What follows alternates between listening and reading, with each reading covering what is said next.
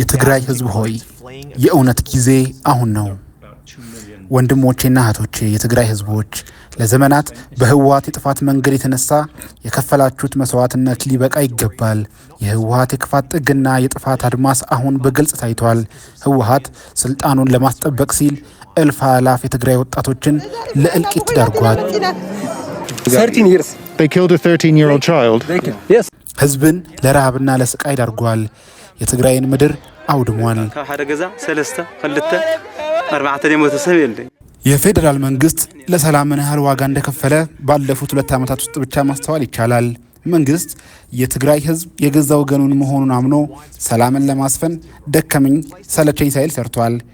ይህንም ለማየት አቶ ጌታቸው ረዳ ራሳቸው ሁመራ ድረስ ተጉዘው የትግራይን ህዝብ በግንባር ቀደምነት አነጋግረዋል። ይህ የሰላም ፍላጎት የህዝብን ድምጽ የመስማትና ሰላምን የማስቀደም ታላቅነት ነው። ጥያቄ እንደሌለው ተገቢነት እንደሌለው ጥያቄው አደባባይ የምታልፍበት ምክንያት መኖር የለበትም። ተከዜ ከጦርነት አውድማነት ወደ ሰላም ተሸጋግሯል። በአንድ ወቅት የጦርነት ግንባር የነበረው ተከዜ አሁን የሰላም ምልክት ሆኗል። መንግስት በህወሓት ሴራ የተፈጠረውን የጥርጣሬና የጠላትነት ግንብ ለማፍረስ የትግራይ ወጣቶችን ጨምሮ ወታደራዊ ስልጠና በመስጠት የራሳቸውን የተከዜ ጠባቂ አድርጓል። ይህ ለትግራይ ህዝብ ያለው እውነተኛ ወገንተኝነት ማረጋገጫ ነው።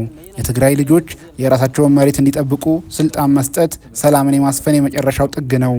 ህወሓት የቀየሰው የጥላቻና የጦርነት መንገድ ትግራይን ወደ ጥፋት ሲያመራ የፌዴራል መንግስት ደግሞ የሰላምን በር ከፍቷል። አሁን የትግራይ ህዝብ ራሱን ከህወሓት የክፋት አገዛዝ ነፃ ለማውጣት ወሳኝ ወቅት ላይ ይገኛል።